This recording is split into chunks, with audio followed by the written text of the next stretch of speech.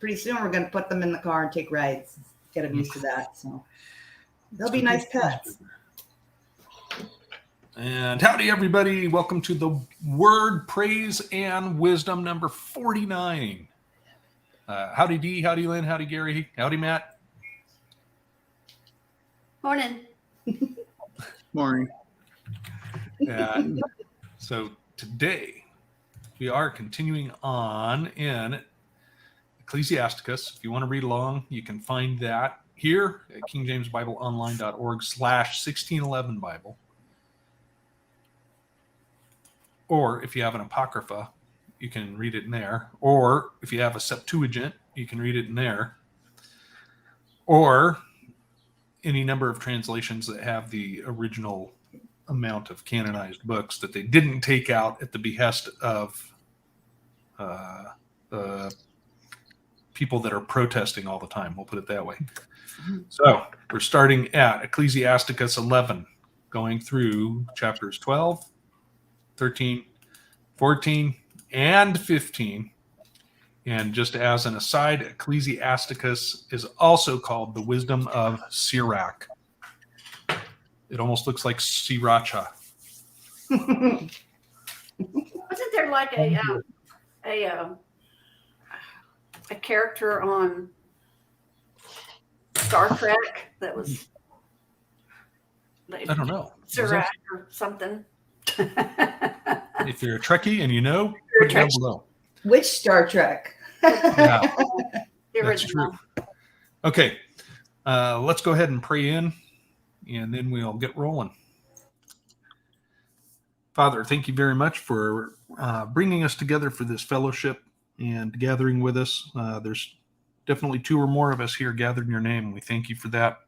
We would just ask for you to pour out your spirit of wisdom and discernment on us as we get into reading your word here that you've left for us, and let it be a tool of refinement and edifying for those who join us now and in the future. We would ask for your healing for those that you're calling to repentance, and show them where they need to repent, and just guide them in your loving way, in your merciful way, and heal them in all their ailments. And we would also ask your blessing on those who are traveling today, and just keep them safe, and as well as protecting those from invasions from the system. Thank you, Father. We love you. In Jesus Yeshua's name, amen. All right. Let's get rolling here. Ecclesiasticus chapter 11.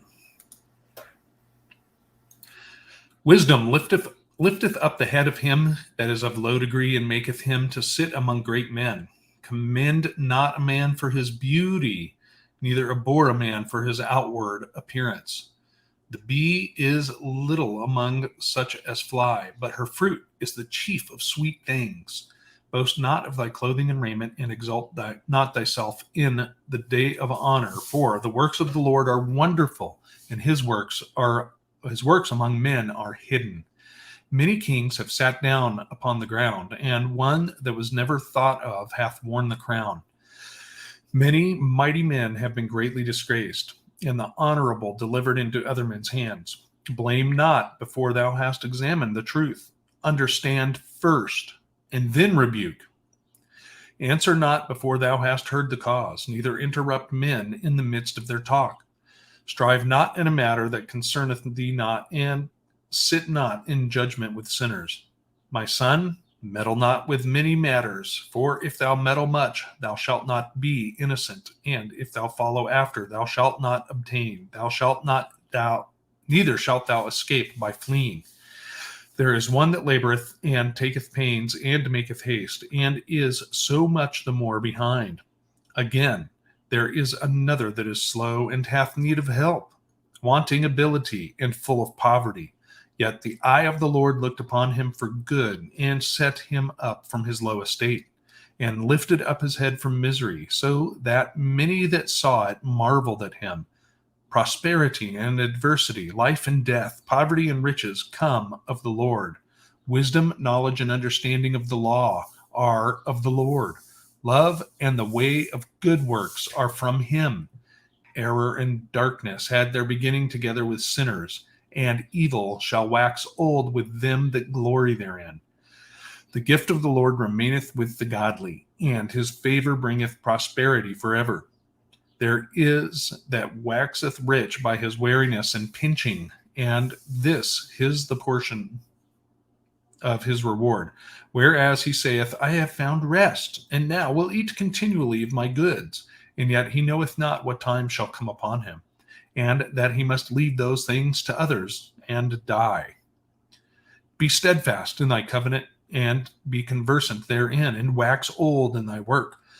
Marvel not at the works of sinners, but trust in the Lord, and abide in thy labor. For it is an easy thing in the sight of the Lord on the sudden to make a poor man rich.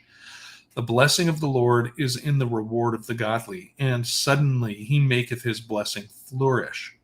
Say not, what profit is there of my service, and what good things shall I have thereafter? Again, say not, I have enough, and possess many things, and what evil shall I have hereafter? In the day of prosperity there is a forgetfulness of affliction, and in the day of affliction there is no more remembrance of prosperity. For it is an easy thing unto the Lord in the day of death to reward a man according to his ways. The affliction of an hour maketh a man forget pleasure, and in his end his deeds shall be discovered. Judge none blessed before his death, for a man shall be known in his children. Bring not every man into thine house, for the deceitful man hath many trains. Like as a partridge taken and kept in a cage, so is the heart of the proud. And like as a spy watcheth he for thy fall. For he lieth in wait, and turneth good into evil, and in things worthy praise will lay blame upon thee. Of a spark of fire a heap of coals is kindled, and a sinful man layeth wait for blood. Take heed of a mischievous man, for he worketh wickedness, lest he bring upon thee a perpetual blot. Receive a stranger into thine house, and he will disturb thee, and turn thee out of thine own.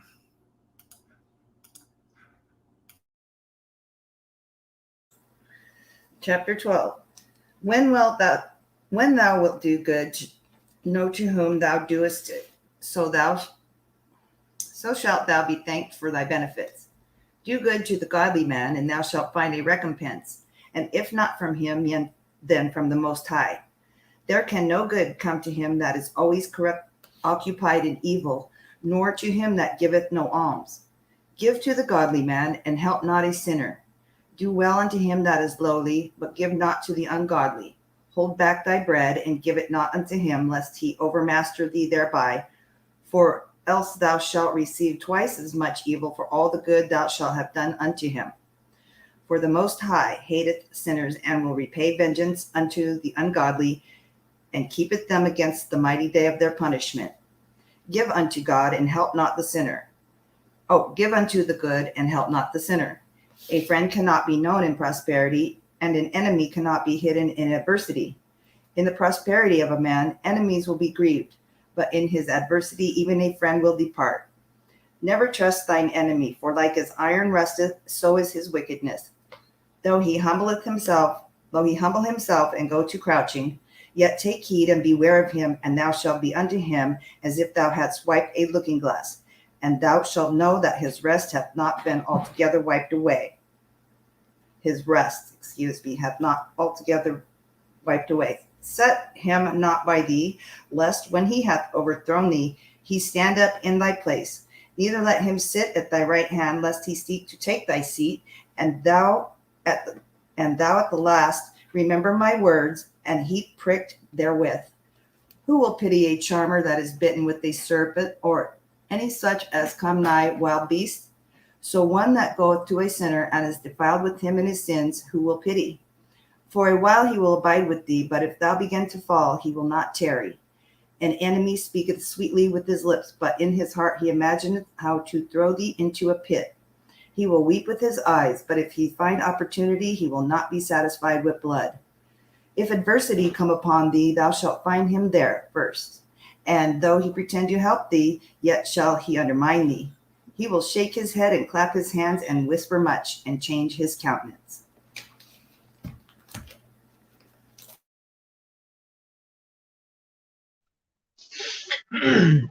He that toucheth pitch shall be defiled therewith, and he that hath fellowship with a proud man shall be like unto him.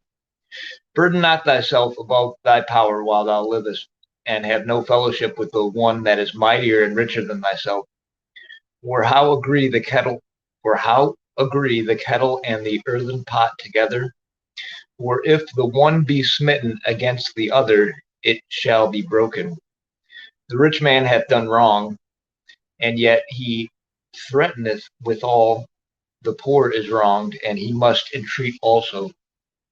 If there be for his profit, he will use thee. But if thou have nothing, he will forsake thee. If thou have anything, he will live with thee. Yea, he will make thee bear, and will not be sorry for it. If he have need of thee, he will deceive thee, and smile upon thee, and put thee in hope. He will speak thee fair, and say, What wantest thou? And he will shame thee by his meats, until he have drawn thee dry twice or thrice. And at the last he will laugh thee to scorn afterward. When he seeth thee, he will forsake thee, and shaketh his head at thee. Beware that thou be not deceived and brought down in thy jollity. If thou be invited of a mighty man, withdraw thyself, and so much the more will he invite thee. Press thou not upon him, lest thou be put back. Stand not far off, lest thou be forgotten.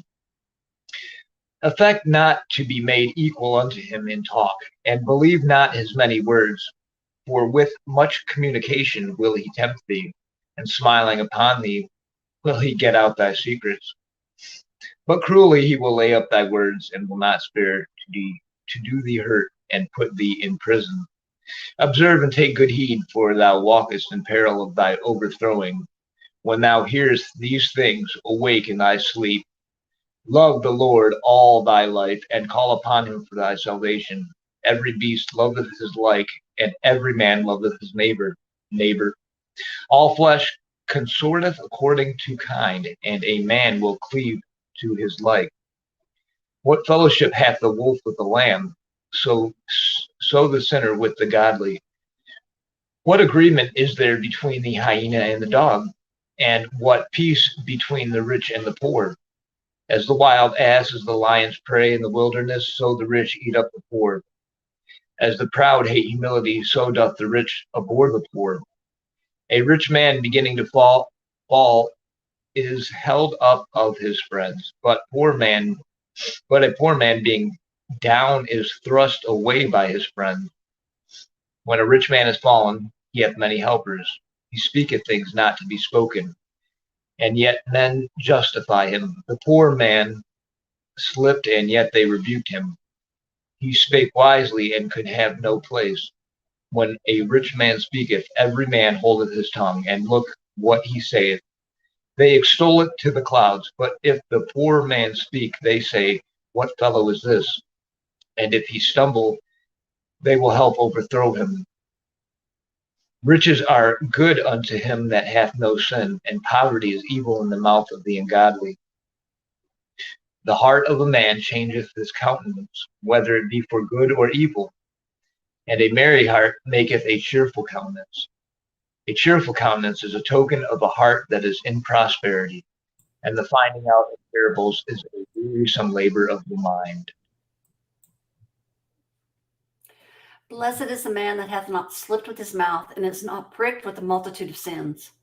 Blessed is he whose conscience hath not condemned him, and who is not fallen from his hope in the Lord. Riches are not comely for the nared, and what should an envious man do with money? He that gathereth from defrauding his own soul gathereth for others, that shall spend his goods riotously. He that is evil to himself, to whom will he be good? He shall not take pleasure in his goods. There is none worse than he that envieth himself. That is a recompense of his wickedness. And if he doeth good, he doeth it unwillingly, and at the least he will declare his wickedness. The envious man hath a wicked eye, and he turneth away his face, and despiseth men. A covetous man eyes is not satisfied with his portion, and the iniquity of the wicked drieth up his soul. A wicked man envieth his bread, and he is a niggard at his table. My son, according to thy ability, do good to thyself, and give the Lord his due offering. Remembereth that death will not be long in coming, and that the covenant of the grave is not shown unto thee. Do good unto thy friend before thy die, and according to thy ability stretch out thy hand and give to him. Defraud not thyself of the good day, and let not the part of the good desire overpass thee. Shall that not leave the travails unto others, and thy labors to be divided by lot? Give and take and sanctify the soul, for there is no seeking of dainties in the grave. All flesh waxeth old as a garment, for the covenant from the beginning is, thou shalt die the death. As of the green leaves on the thick tree, some fall and some grow, so is the generation of flesh and blood. One cometh to one end, and another is born. Every work rotteth and consumeth away, and the worker thereof shall go withal. Blessed is the man that do meditate good things in wisdom, and that reasoneth of the holy things by his understanding. He that considereth her ways in his heart shall also have understanding in her secrets. Go after her as one that traceth, and lie in wait in her ways. He that prieth in at her windows shall also hearken at her doors. He that doth lodge near her house shall also fasten a pin in her walls. He shall pitch his tent nigh unto her, and shall lodge in the lodging where good things are. He shall set his children under her shelter, and shall lodge under her branches. By her he shall be covered from heat, and in her glory shall he dwell. 15. He that fears Yahuwah will do good, and he that has the knowledge of the Torah shall obtain her. And as a mother shall she meet him, and receive him as a woman married of a virgin. With the bread of understanding shall she feed him, and give him the water of wisdom to drink. He shall be stayed upon her, and shall not be moved, and shall rely upon her, and shall not be confounded. She shall exalt him above his neighbors, and in the midst of the assembly shall she open his mouth. He shall find joy and a crown of gladness, and she shall cause him to inherit an everlasting name. But foolish men shall not attain unto her, and sinners shall not see her, for she is far from pride, and men that are liars cannot remember her. Praise it not seemingly in the mouth of a sinner, for it was not sent him of Yahuwah. For praise shall be uttered in wisdom, and Yahuwah will prosper it. Say not, it is through Yahuwah that I fell away for you, ought not do the things that he hates. Say not, he has cursed me to err, for he has no need of a sinful man. Yahuwah hates all abomination, and they that fear Elohim love it not. He himself made man from the beginning, and left him in the hand of his counsel. If you will to guard the commandments, and to perform acceptable faithfulness, he has set fire and water before you. Stretch forth your hand unto whether you will. Before man is life and death, and whether him likes shall be given him. For the wisdom of Yahuwah is great, and he is mighty in power, and behold all things, and his eyes are upon them that fear him, and he knows every work of man. He has commanded no man to do wickedly, neither has he given any man license to sin.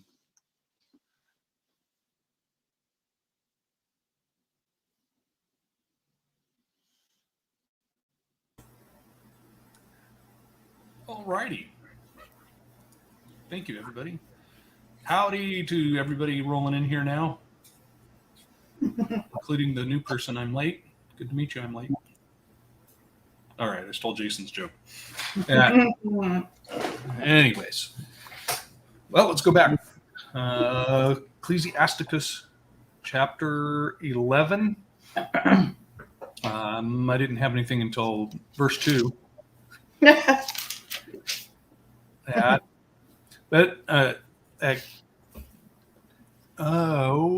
think we're kind of brought up in that, right? Mm-hmm. Both men and women, right? Boy, he's a handsome, dapper man, or,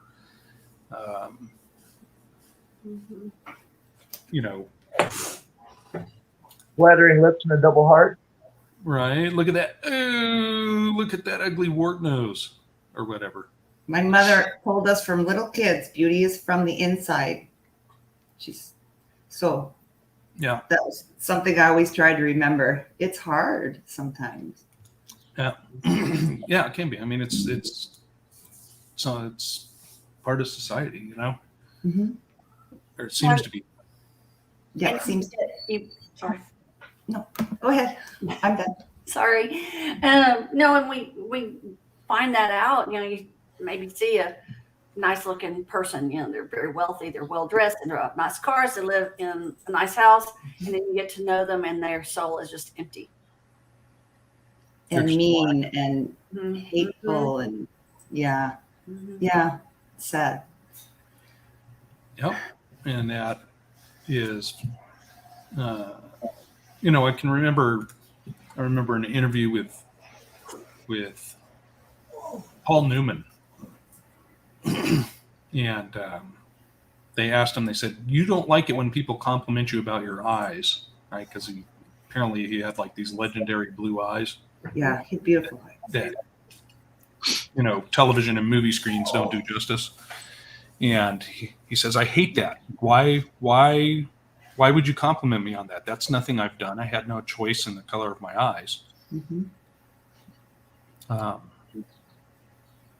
And I've heard it from the other direction too, when a woman who was considered to be very attractive was depressed and ate a bunch of pills.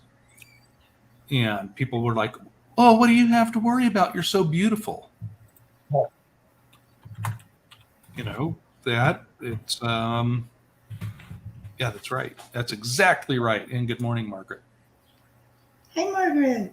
Yeah, it's so shallow, such shallow thinking that just because somebody's attractive doesn't mean that they don't have the same struggles that everybody else does, and it's maybe the same broken heart, Right. Well, it's also the other way. Nobody looks for that. I agree with what your mom said. I've seen some beautiful people who don't meet the physical bar of society. And then on the other hand too, I can't stand for a lot of what is considered the beauty standard of society just boggles my mind for how did it get there? To both men and women is the teeth whitening. The artificial white teeth just looks Gotta have a little bit of yellow in there, make it look real, it just blows my mind. Yeah. And Isn't really actually good for your teeth at all. Yep. Yeah. And that, well, it also too, it doesn't matter how you were made. Society says you were made wrong. Yeah. Right. The woman with the curly hair has to straighten it. The woman with the straight hair has to curl it. The blonde has to dye it. The brunette has to bleach it. And, that has expanded to men's side also. Yeah. To the point that they're pushing makeup now. Oh, they've been doing that since the 80s. Actually, makeup's quite old. Yeah, it is. Been around. It comes. Nothing new under the sun. We all know that. We used to treat it as a joke when I was a kid, because you remember the cartoons, they would be mocking how they make a movie and they'd cry makeup, and then someone would Big old puff. and wham them in the face. Okay, I'm sorry. No, it reminded me. I don't know if many of you have seen Zach Bauer's videos, and you look at his blue eyes.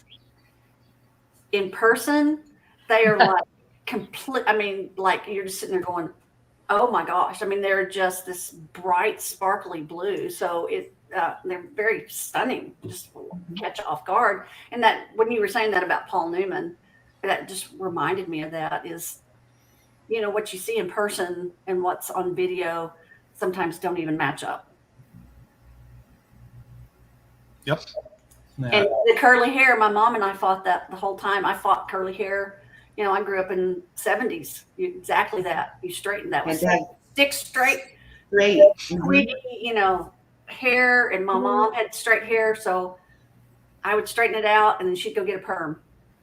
I just wanted my cowlick to stay down and stay away from supercuts. Then I learned to work with it. Okay. So then it goes to also I guess a lot of this first part of the question, guys.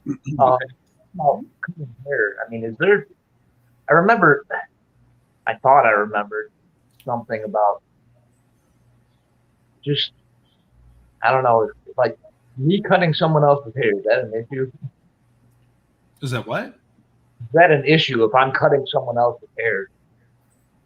No. If you don't have a license in the government size, it's an issue. Yeah. Okay. Yeah, well, I never think about the law, not the government law anyway. Right.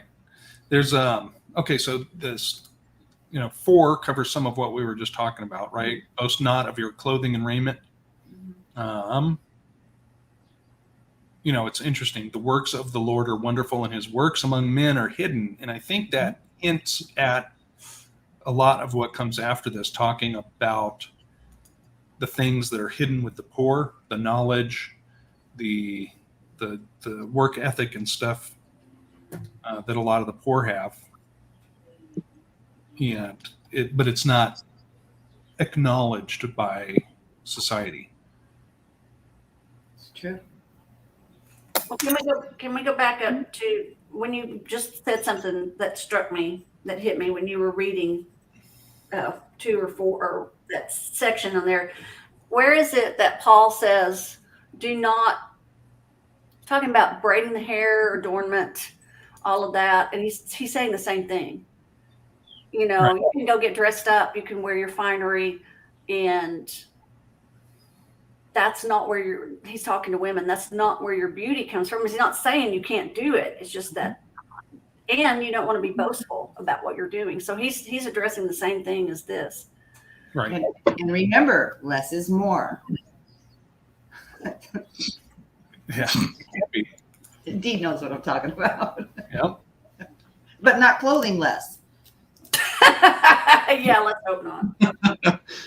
So that 7, 8, and 7 and 8 specifically, and then it goes on talking about, injecting yourself into situations. But, this one, what does this go with? Because it's escaping me at the moment. But, until you've heard the whole thing, understand the whole situation and then rebuke people and, answer not before you've heard the cause, and don't interrupt like when they're midstream, of giving their story. But where does it talk about that until you've heard the whole matter? Mm-hmm. Is that a proverb? Mm-hmm.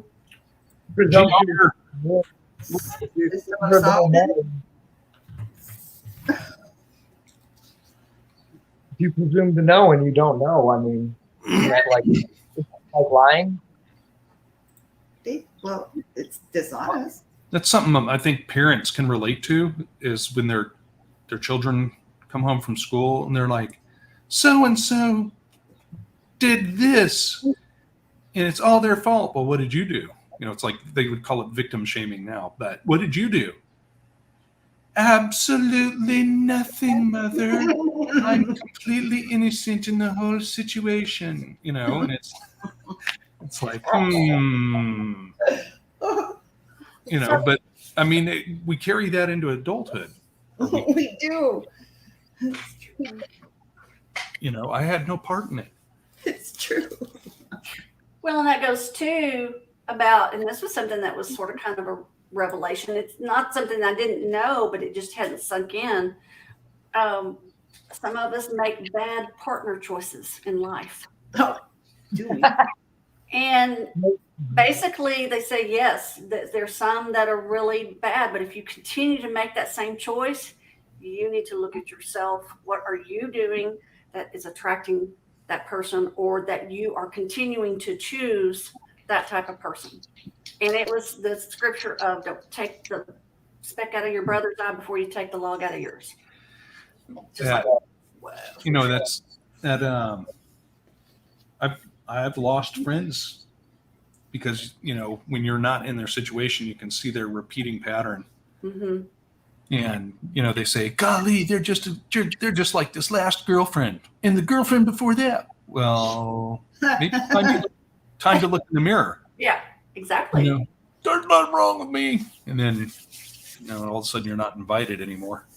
You really have to be willing to do a lot of self-examination. Mhm. And it's very painful when you do that. Well, it's easier to examine others. Yeah. Yeah. Which brings us to the 9 and 10, Mhm. right? Mhm. That don't butt into other people's stuff. But it's hard because if you're not butting into other people's stuff, you have to look at yourself. So if somebody comes to you and wants to get you into that, I mean, once you get in the cause, I mean, how do we deal with that? I mean, just not do it because it's Go back to better for us. Go back to being the parent and victim shame. Well, what did you do to them? Well, yeah, that you got to find out the whole story before you decide what you're going to do. If Right. somebody wants to bring you into their stuff, Right. and then we can just go with what it says in the Old Testament to figure it out. So. Well, it depends on exactly what you're talking about, Lynn. The first thing that came to mind was I had a conversation where somebody had called somebody out in a group chat. And I said something, not knowing the whole thing. And I was actually trying to be supportive of the situation. And then I got sidebarred. Well, thus, and thus. And I said, you have an instruction in the word of how to deal with that. Mm-hmm. You go to that person and you go deal with that. You don't get somebody else involved. Yeah. First. Yeah. That was not pleasantly received. Oh yeah, people don't like to hear that, but once you walk that out, it's amazing and beautiful for everybody. So, Jonathan, I ran into Ecclesiastes 12:13. Let us hear the conclusion of the whole matter. Right. God and His commandments, for this is the whole duty of a man. Right. Yep. Interesting, eh? Okay, it is. So I like 12. I like 12. There's hope for me. Well, he does set us up. What is the story? Was it Gideon who they rejected? They're like, "Ooh, who wants to be with you?" And then all of a sudden they're like, "Hey, you're like a really good warrior. Can you protect us and lead our army?" I think it was Gideon. Just like the geeks. Now we all love them because they do the computer stuff. So Yeah, like the band guys that you didn't want to hang out. right. Yeah, exactly. Well, we had a lot of fun too. I don't think the position of computer lord is going to be around too much longer. Computer lord. Okay. Well, you know what I mean. No, I know what you mean. The smart guys, the really smart guys, the dweeby guys that invent things and, Yeah, and that. What else do we have in here? I love that, 14 and 15, and then the clarification of 16, right? prosperity, adversity, life, death, poverty, riches come of the Lord. Wisdom, knowledge, and understanding of the law are of the Lord. Love and the way of good works are from him. But then error and darkness had their beginning together with sinners. In that, and evil shall wax old with them that glory therein. And notice it doesn't say the sinner waxes old. It says evil waxes old. Will wax old within them. Ooh. Ooh. Back in 13:14, where it was talking about he lifts him up out of low positions, lift up his head, and many wonder at him. And how many of us what kind of witness is that when somebody who's just face down, bottom of the barrel, they're lifted up and restored? That is an extraordinary witness to, if people will stop and think about that. It is. And that there was a man at church who was one of the, if not the pioneer of the restaurant model that does the super high quality frozen food, and then they like make sauces and stuff right there. To the point where he was in a powerful enough position he could call and say, "Have the jet ready. I need to go to France." Then that's a bigwig, and lost it all. Lost that. Lost his family, all due to drugs. And when you lose that, you got a couple of choices. End it all or turn to our Father Savior, and that's what he did. That's a huge testimony, and he lives a great life now. I mean, he's not what he was before because he lost everything, but what he has now is a million times better. Can't even be measured. Yeah, he has a new treasure now. Yeah. Yep. Okay, what else do we have here? I mean, there's a ton of stuff, but anything really jumping out at you? Yeah, like 18, we're talking about wariness and pinching. Yep. He thinks he's going to be all, good with what he saved up. But when you die, just like we talked about in our last studies. What do you think that word pinching is? Penny pinching. You think it's penny pinching? I think it's pinching of all resources that you're miserly with them. Well, I also think what jumped to my mind was the pinching things that isn't his, that aren't his. Ooh, like stealing, like, right? Yeah. Ooh. Disciple. Yeah, stealing. Huh. Wow. I don't know. Either. Pinching used in Was he canonized. taking out of was he taking money out of the bag there? And then did he want that, the silver? Well, what just came to my mind was parents remarrying and a spouse takes the inheritance. Oh yeah, that happens a lot. A child for their children. It didn't belong to them. So that's just something that also they gained wealth by doing that. Mm-hmm.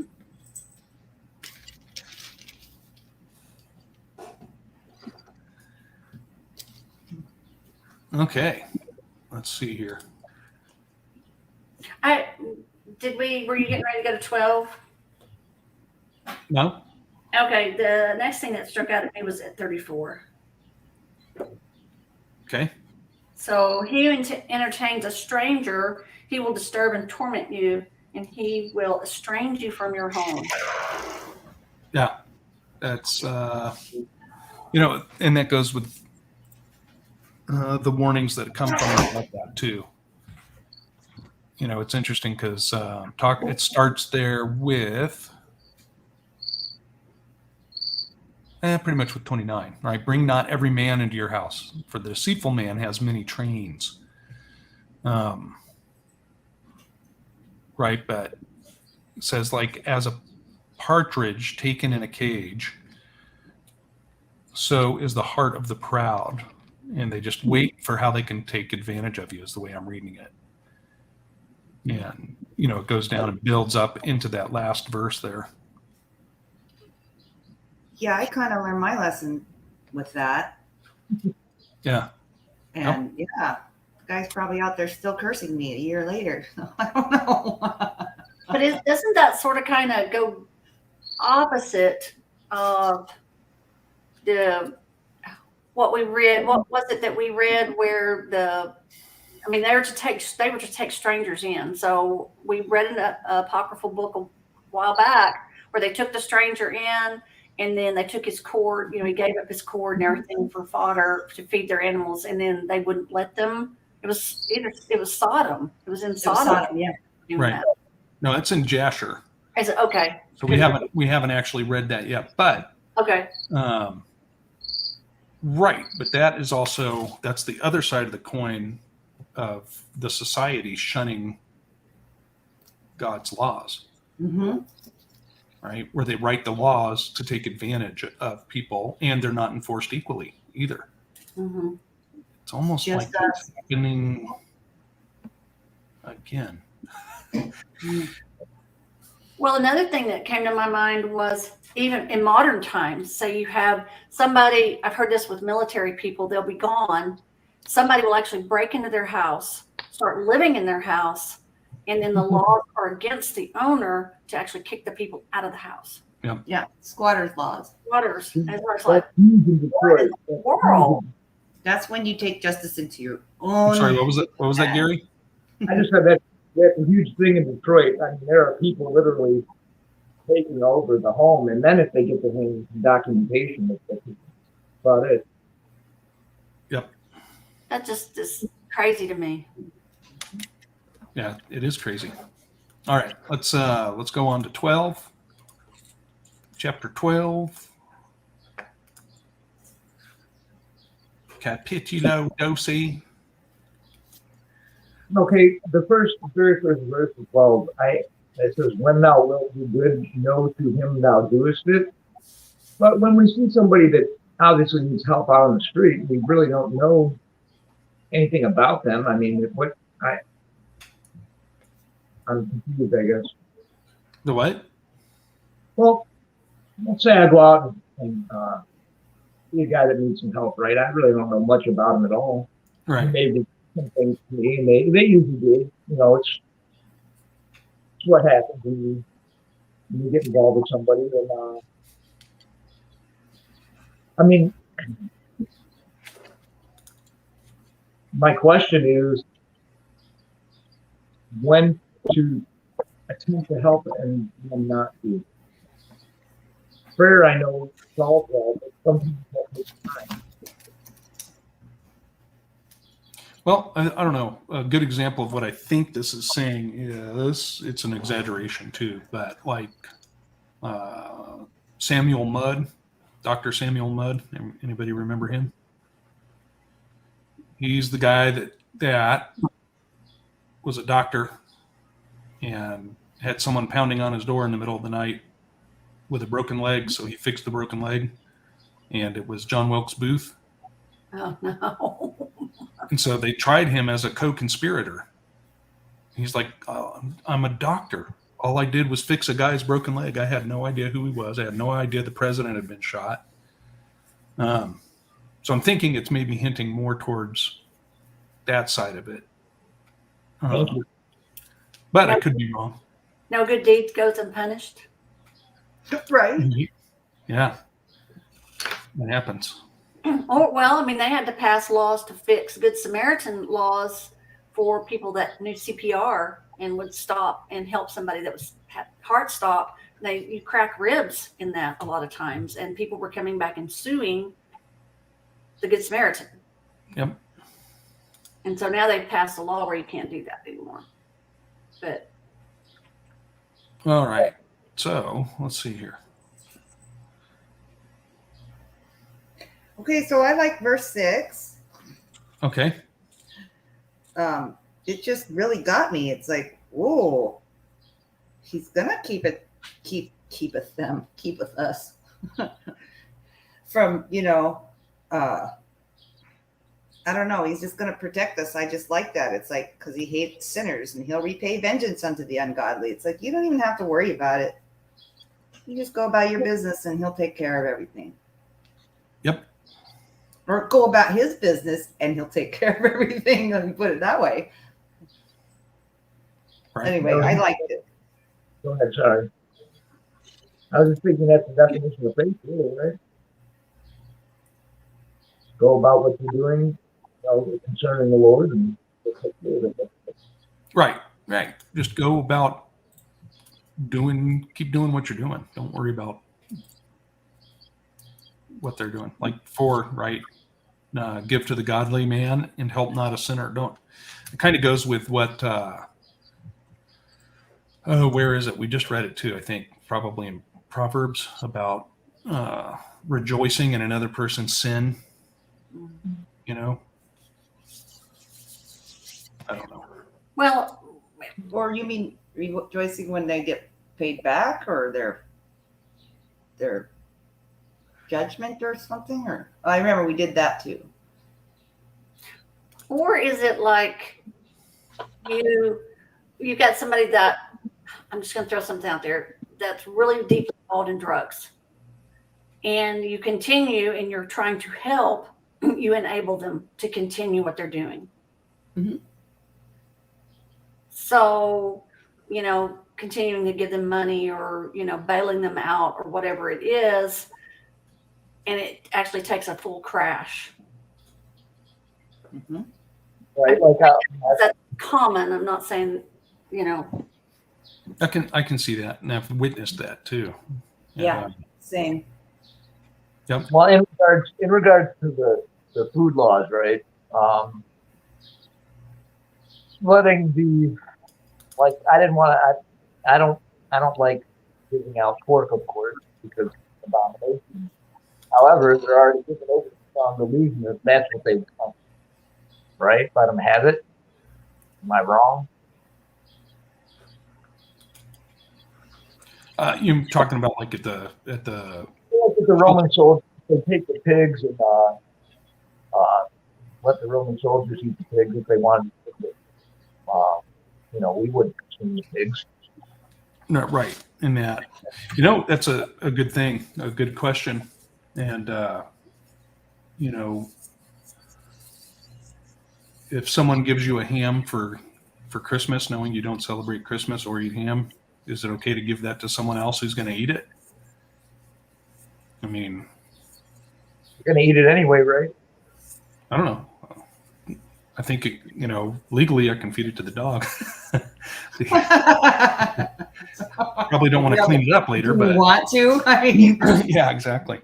I'd like to be a little more clear with what I'm saying. I'm trying to say it without propping myself up. So here's Right. the situation. Volunteer in a food bank. Now, they have a lot of handouts. I sort of have an interest in that, but they're going to eat it anyway. They're there for the food, and I'm not taking. Right. No, I get it. I'm still taking part in spreading abomination. I tell myself it shouldn't trouble me, and yet it does. I would see Well- that as being different than if you had was given a ham personally and you Right. were giving it to somebody, as opposed to you're trying to help. You can't control what the food bank or what Right. food line or anything, or they're needing help, and you can't control what's being given. The people receiving the food can say, no. Mhm. no, they can say no. Can I have no bologna or pig hot dog or whatever? So that's pretty much on them. If you don't want to give it out, I mean, can't you say, do you mind if I work on the vegetable end or produce end or something? Choice, but I sort of said, not sort of, I said a small prayer at the moment, and I didn't imagine that it would be harmful to my spirit, and it still bothered me. Right. Well, if it's prick in your conscience, I would say don't do it. Aye, Captain. Well, when I was getting rid of all my Christmas decorations, I could have had a garage sale, but I didn't. They all went in the trash. But that was just a different situation. Yep. All right, let's keep rolling on this. Let's see here. 10 through 12, right? Starts with never trust your enemy. Mm-hmm. Right? For like as iron rusteth, so is his wickedness. And then it goes on with the attributes. Don't have them around you at all.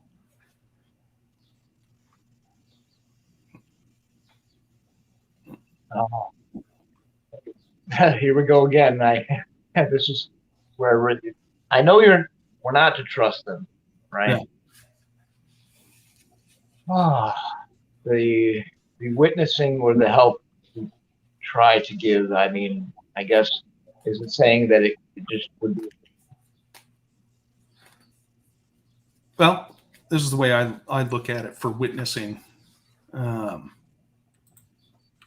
People around me know my position and stance, and if they are seeking salvation, right, they're going to knock at the door. Mm-hmm. They're going to ask about it, and on the inverse of that, there's don't throw pearls at the swine. Yep. Some people are given that gift to be able to witness to everybody, like who's the short dude that does the beaches in California? Yeah, I know you're talking. Ray somewhere. Yeah, Ray Comfort. Ray Comfort. Yeah. He's got that spirit. He's given a gift where he can talk to anybody and get them to understand. But at the same time, there's a lot of people that are like that tell him, you're a jerk, and they walk off. But he has a lot of success stories. So I don't know. Yeah, and the other part of that is that I have to bring this up because I'm sort of finding myself in that position now. That when I have a lot running around in my head, and it does bring a heavy heart. The more that you take on, the more that you do know, it can bring a heavy heart. Now, there comes, great relief with that when there is success and the blessing. That's wonderful. But it's very hard. That whole pride thing, I'll just keep praying about it and fasting. I'll get there. Holy Spirit will guide. Yep, he will. What something down on 15? Are we far enough down in the thing? We are, if you want to talk about it. We are now. I've been watching some video reels of this guy that's a crocodile tamer.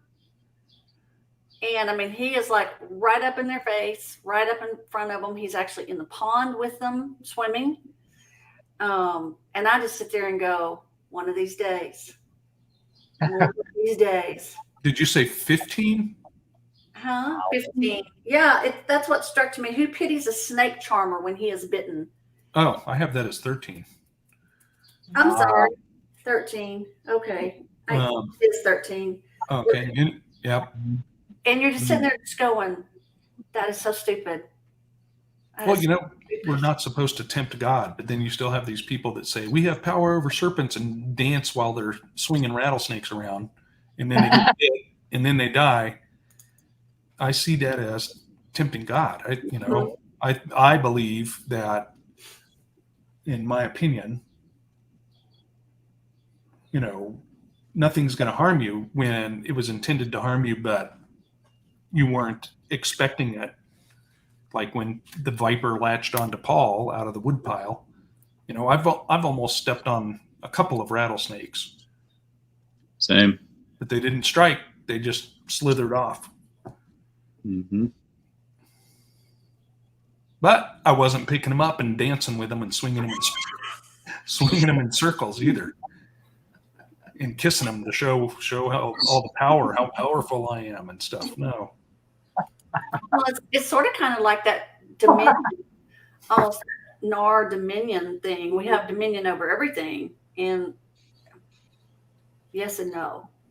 Well, we're not supposed to flaunt that. We're supposed to know our Limits. position, and it doesn't just because we're a sergeant in the Army doesn't mean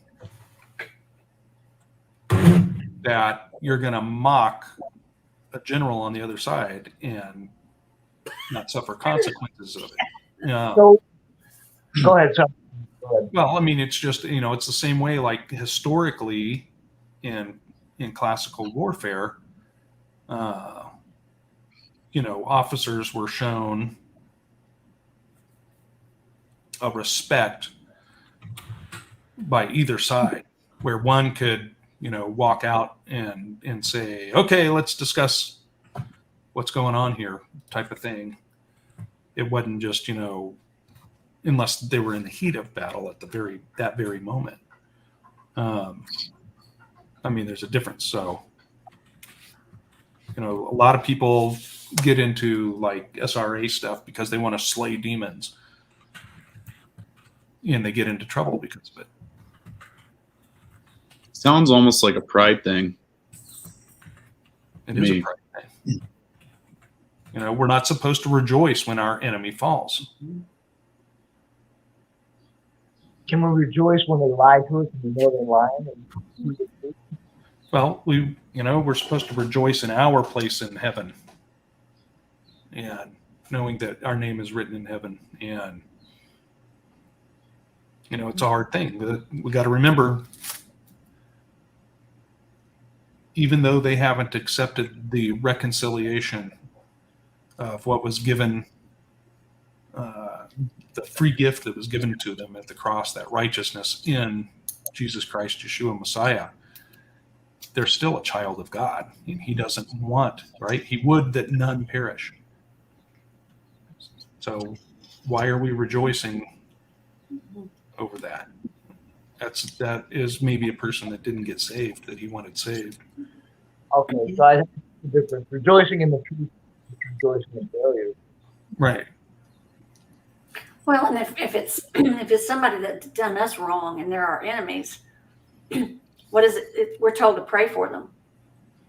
Right. And you let the Father work that out. Well, it's like I saw and shared a meme yesterday, and I don't agree with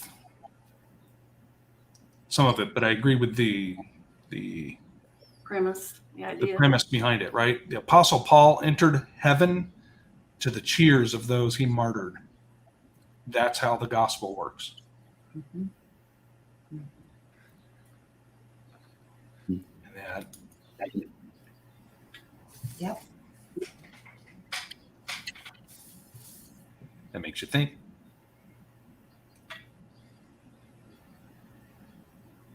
Stop making me think. I'm getting tired of it. Yeah, no, I get it. Sometimes we get, well, you know what? Even Jesus Yeshua, when he was dealing with the crowds and casting things out and binding things and teaching, he separated himself and needed to take time and take a break. Mm-hmm. Went off to be by himself. I'm sorry? Oh, I thought someone said something. Well, and you also never know. Like I shared that video with you. He's now a Christian in the church. He's black belt, several martial arts videos, and he had an extraordinarily abusive past. And I mean, one of his stepfathers would beat him mercilessly. Horrible situation. All the kids got beaten. Mother got abused. And before the man died, he was able to forgive him and basically pray over him. He said he got woken up in the middle of the night to pray over this man. And he walks into the hospital room the next day and he has accepted Yeshua Messiah. And he told him before he died that both of them told each other they loved him. There is nothing in us that's capable of doing that. Nothing. That is. Nope, it's all him. It's all our Father and his salvation. So that man got redeemed because of forgiveness, I believe, and just being able to let him go, Yeah. Well, and like it says, like in Hosea, says that the Father, I think it's Hosea, it says the Father forgave us for his sake. And it makes you think about forgiveness in general and how it's not for the other person necessarily. I mean, it might in that situation, but it's really to like set us free of what we're harboring against that person that's actually Exactly. us. Because that's a seed of bitterness if you let that go. Yep. And also your body holds on to that, and there's a lot of illnesses that Diabetes. to unforgiveness, and Your pancreas doesn't like that. All right. Let's go to 13. Your liver don't like it.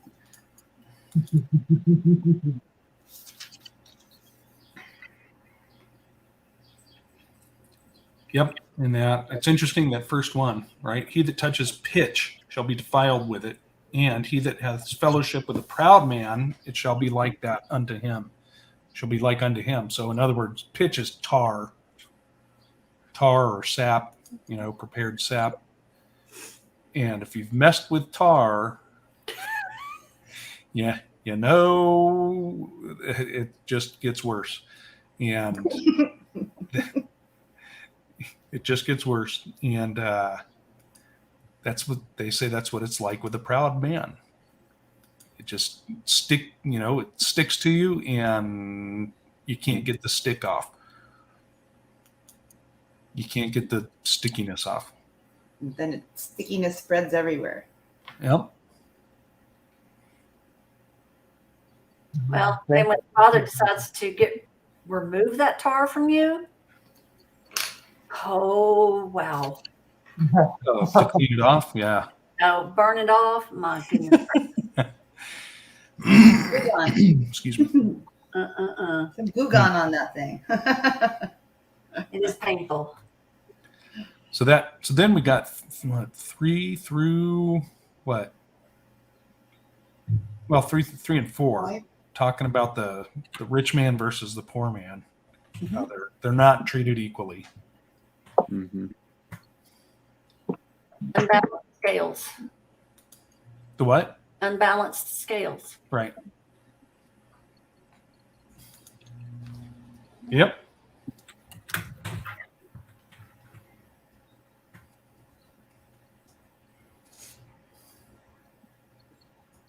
Okay. So mine was down in 3. Yeah. When a rich man does a wrong, he adds a threat. So just think about the system, how it's set up right now, that if before, if a rich man brings you into court, it just compounds. They have so much money that they can just keep adding stuff, and you can't get out of it. It's just the threat just gets piled on and piled on. Oh yeah, I'm going through that right now. Well, I was thinking about it a different way. I was thinking about it as kind of like the person that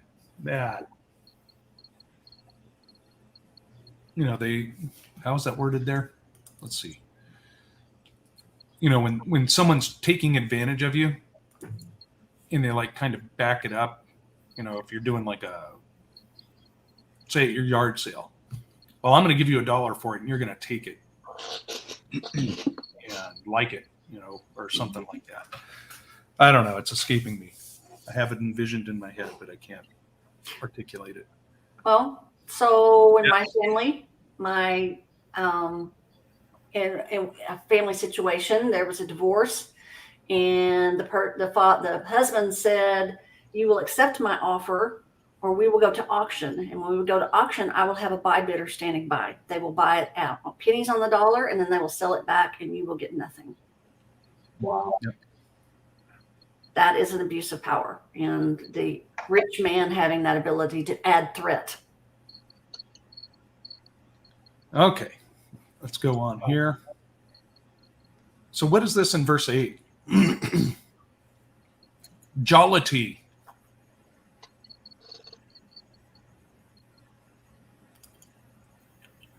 I had mine said, so I've got the book. It says, take care not to be misled and humbled through your own folly.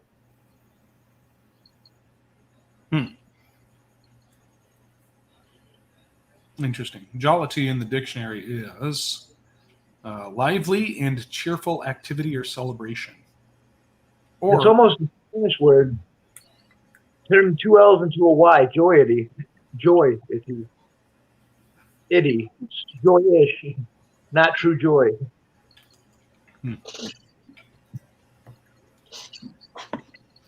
well, I think it goes with what's above it too.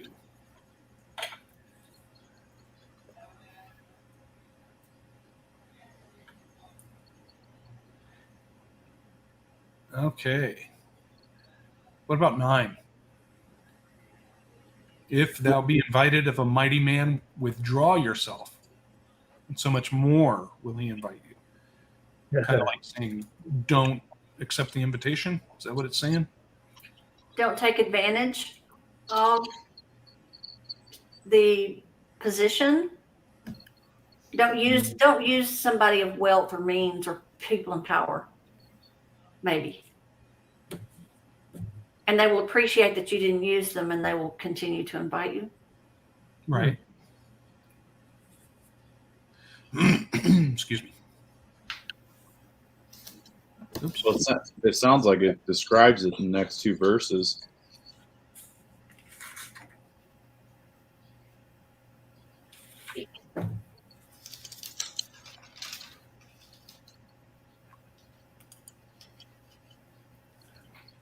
Okay. I can see that. Yeah, that's a form of interrogation, and I put myself through that myself. It's soft. They call it soft cell interrogation, when someone is friendly and they're being friendly in an attempt just to get information out of you. But Right. like I said before, the information's already there. God already sees everything. To me, in a way, it's almost like I'm just going to go ahead and give you this information anyway because I believe in the true and living God, and this is where I get my power from. And if you don't like it, it's bad. Yep. That. Look at 14. Now, wasn't this written before Jesus was born? Love the Lord all thy life and call upon him for thy salvation. It's amazing.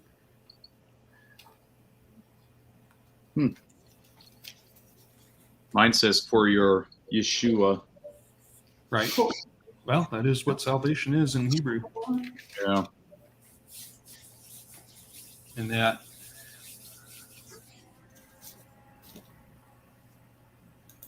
What about 15 and 16? What do you guys get from those? Every beast loveth his like, and every man loveth his neighbor. All flesh consorteth according to kind, and a man will cleave to his like. You stick with who you're alike in spirit, naturally. Yep. Mm-hmm. Another thing that came to me was how many, myself included, put their pets above them people. Are you dissing my doggy daughter?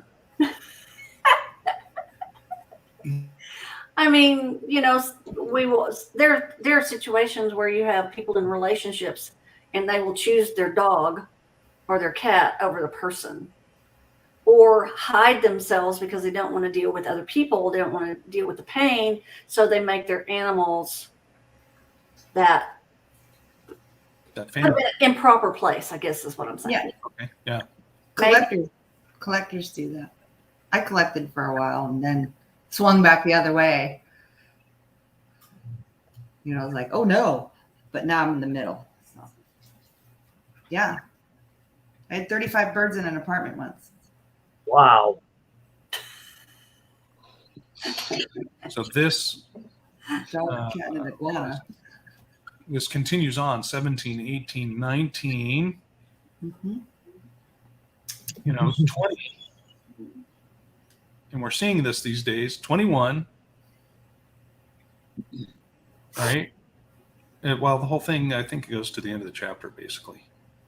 Well, to 24 it goes in that. But rich people hate the poor. Mm-hmm. Something that is,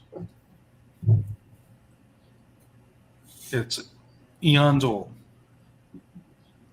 Why? Why do they hate the poor so much? Do you think it pricks their conscience? One of the places you can really see that is in the church, in the churches. Do you think it's possible because they see what they could be? And What they're afraid of becoming. yeah, what they're afraid of That could becoming. be. I know when I was a prison guard, one of the people I worked with, his theory was, right, because everybody hates prison guards. Right? That not just inmates, but prison guards like to say we're law enforcement, we're just the detainment side. But cops hate prison guards, and sheriff's departments, deputies hate prison guards. And his theory was that because at any moment anybody can find themselves under the authority of the prison guard. They represent oppression and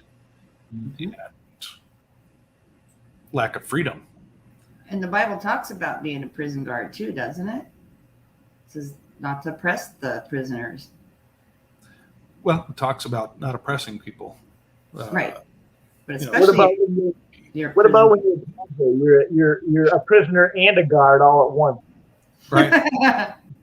Well, there was a lot of that too. There was a lot of that metaphorically.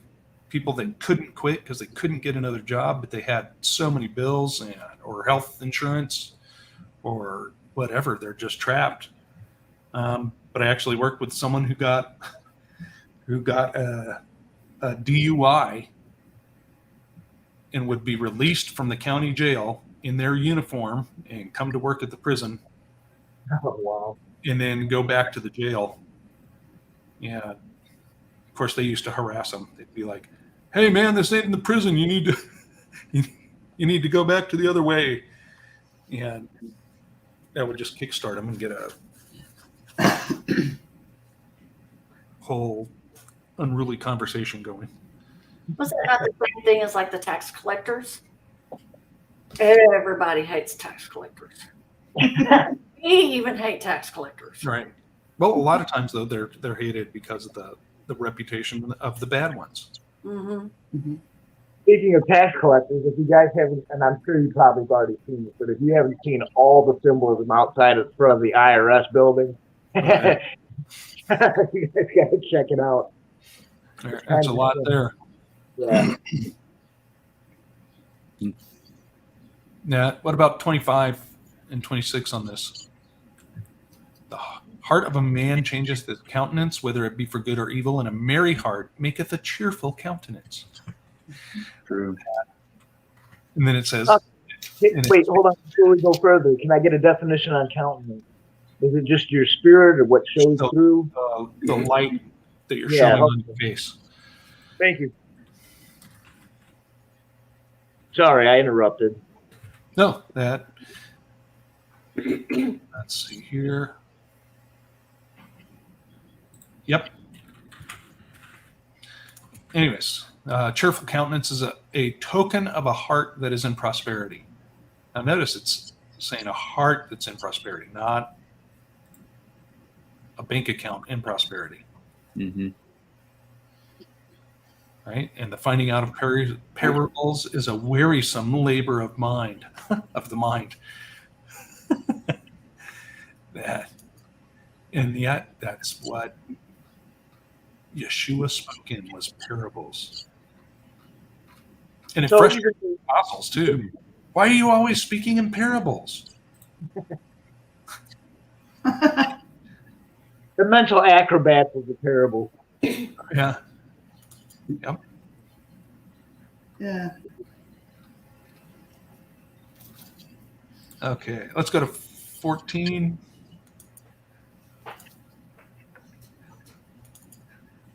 And let's see here.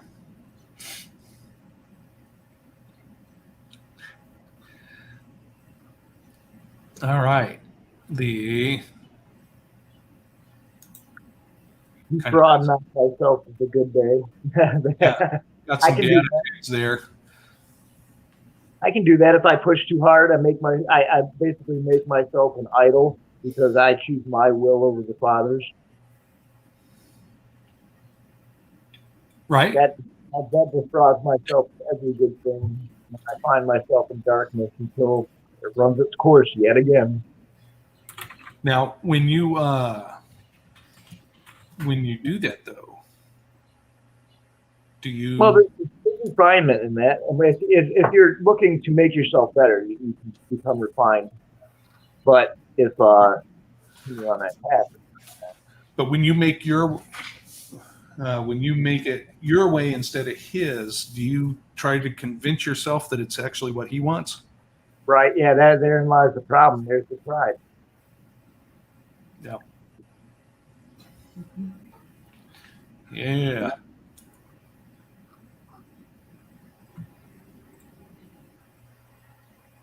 All right. So let's see. I want to see if this is in the dictionary still. Okay. You know, 19, I just have to say, it kind of helps out with it when that comes up, because every work rotteth and consumeth away. You know, everything being temporary. Right. I have to keep that in mind. That's helpful. Well, it's also too, we covered it a bit in this with building things up and saying, all right, now I have enough. It's good. But we don't know when we're going to die. And I think that goes hand in hand with what Jesus Yeshua said with talking about the Pharisees. They neglected the weightier matters of the law. It's almost like we do this, oh, well, I can do this. This is legal. It's okay for me to do this. I'm not transgressing any commandments, but then we're forgetting about the looking after others part and, helping each other part. We're leaving that behind. And also the dealing with understanding a person's situation instead of rigidly adhering to that letter of the law. Mm-hmm. It's like the cop, the cop that gives you the ticket on a technicality type thing. Yeah. Well, He's like, well, it's the letter of the law. Well, I think that goes, Jonathan, a couple of things that I've noticed in the past several months about certain communities, certain types of assemblies that we are around and near, is that exactly what you're saying. We get so caught up in, well, we've got to do this to the letter. I mean, we've got to, well, you got to wear tzitzit a certain way, or you got to do this, or you got to do that. And then you've got a widow living in the assembly and they're not being taken care of.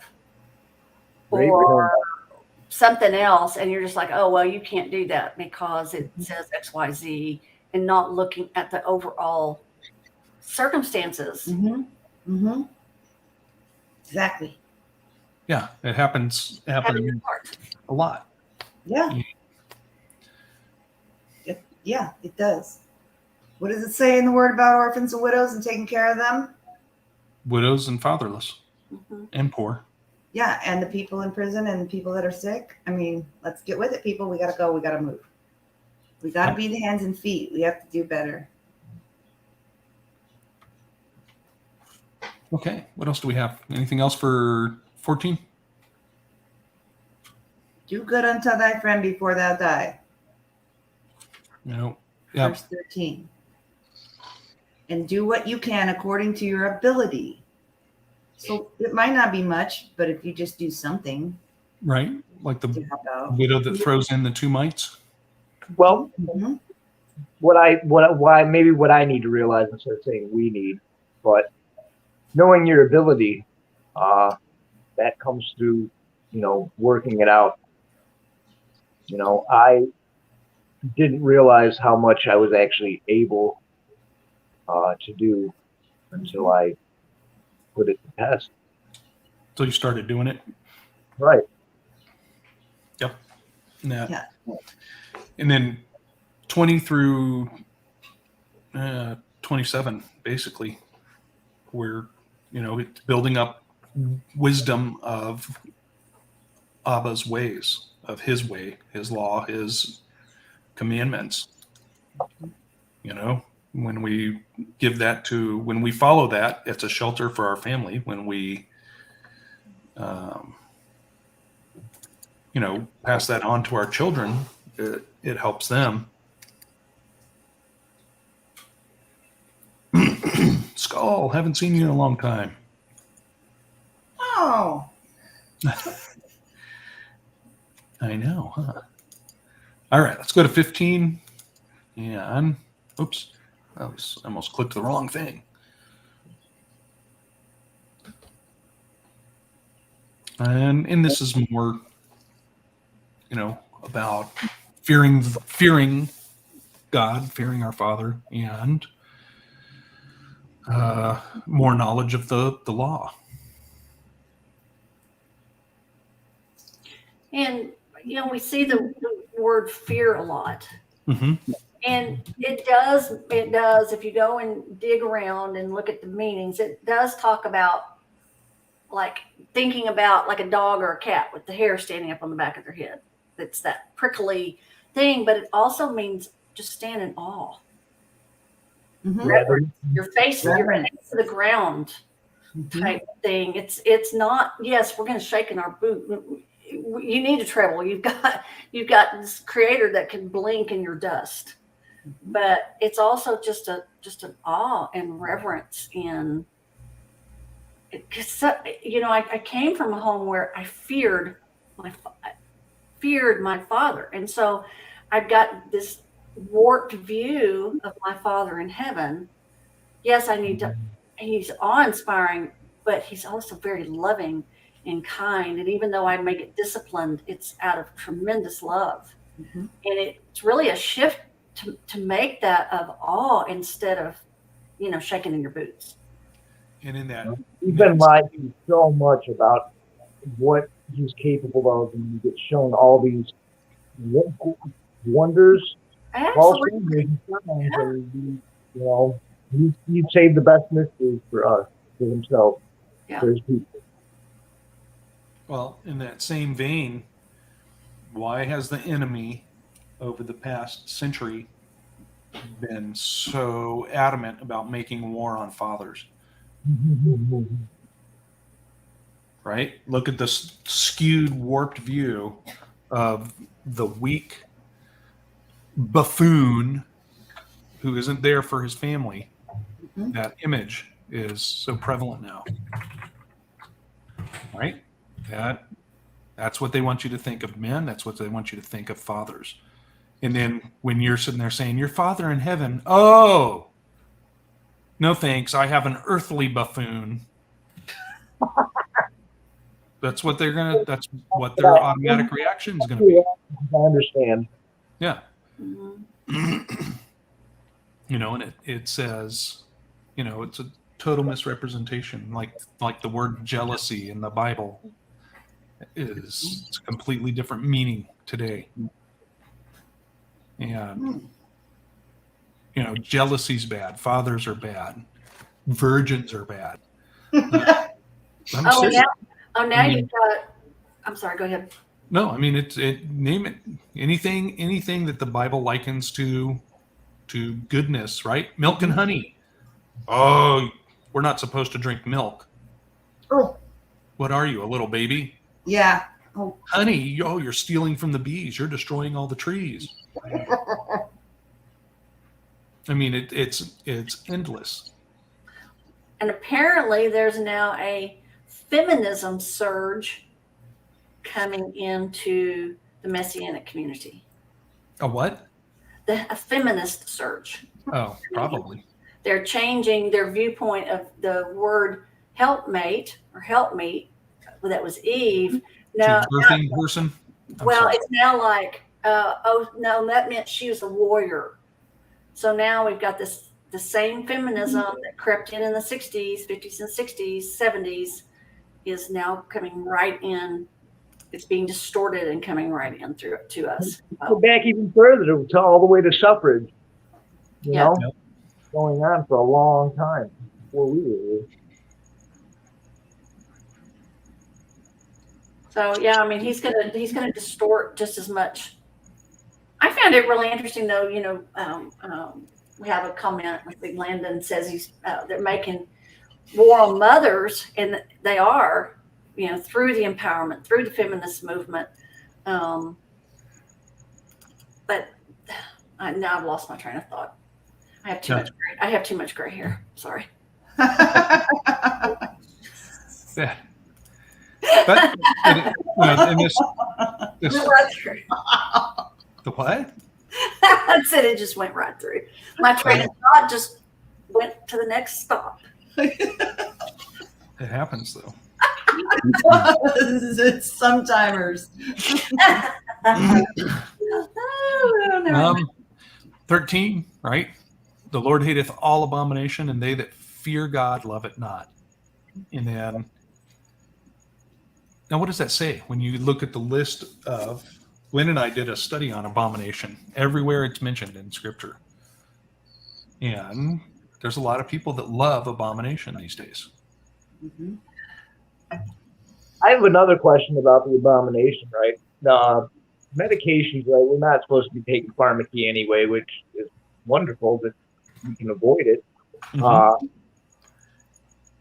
They even, let's say something that doesn't really even change your frame of mind. You're going to the pharmacy to buy something over the counter, and yet it's made of gel caps or gelatin.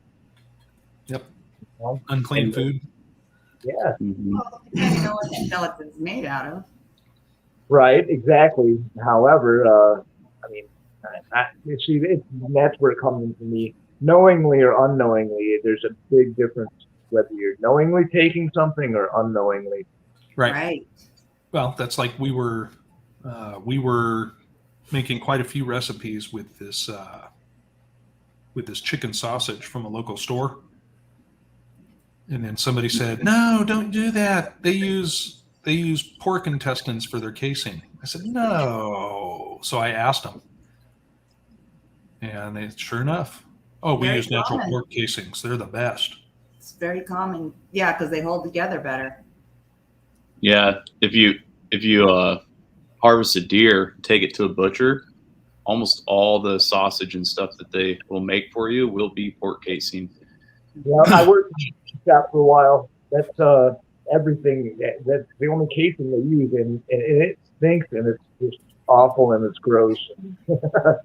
And the fat that they mix into all the meat, it's pork. So I know JJ and I, when JJ got a deer a few years ago, he went to a farmer and just got cow fat from them, brought it to him, and made him get a casing that was not pork. Yep. Make it right in front of you. Right. Well, I'll tell So you. here's another thing I have. I know something is labeled one way. I can tell because I'm more sensitive now when I eat it that it's not what I've been told that it was. So then I have to go into prayer and just do my best to refrain. Otherwise, Right. you Well, know, it's like even though I know what it is, I know it's doing things. You know, if someone invites you out to breakfast, right? They're cooking bacon and sausage on the same grill. They're cooking hash browns and eggs. Mm-hmm. Well, when I had my heart attack 2 years ago, I was given heparin. Was that 2 years ago already? Yeah, a little over 2 years ago. I was given heparin and make it from pigs' stomachs. Of course, I have no idea because why it wouldn't even been in my, arena to look that up because I wasn't in that group to have a heart attack. So, but it was a week before Passover. I cried because I was unclean. I had to go to second Passover. I didn't know that, and that's the first I've heard of it. Oh, really? I didn't Yep. tell you that story? No, about the heparin coming from pigs. I didn't know that. I do make aesthetics, but Yeah, they had me on that for a week. For 5 days, I was in the hospital for them trying to break up a clot. There's something really bothering me about that, right? When I was attacked last year, I have this little mode that I've been trained to go into. It's my interrogation mode, no matter how out there I am. The problem is that mode isn't in line with the Father's will. So when they ask me, do they have a permission to get a blood transfusion, I really feel that I should have said no, but I didn't. All you can do is repent of it. Yeah. And that. So 19 and 20. Yeah. I really like that. How it's got, and his eyes are upon them that fear him, and he knows every work of man, and he has commanded no man to do wickedly, neither has he given any man license to sin. That last part is like, well, that's what churches have told us that The he law has done. was nailed to the cross. He has given us license to sin. Well, not here. Nope. And funny how this is just a few verses ago talking about his salvation. I will seek his salvation. Right? That. Yeah. And it even said, he has set fire and water before you. Stretch forth your hand unto whether you will. Before man is the life and death. Yep.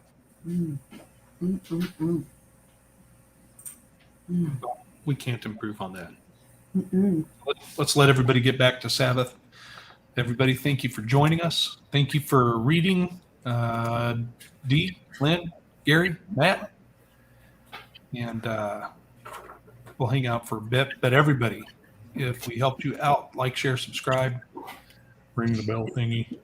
The little bell icon. Okay, everybody. Matt, the ventriloquist today. All right.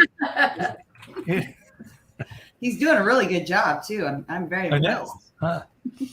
All right, so we'll be back Tuesday evening with the next one, which is going to be what, 16 through 20. We got that many chapters? Oh yeah, we got that many chapters. All right, we'll be back through 16 through 20, and until then, everybody, trust Abba. That's all we can do. Love you all. We'll see you soon. Bye.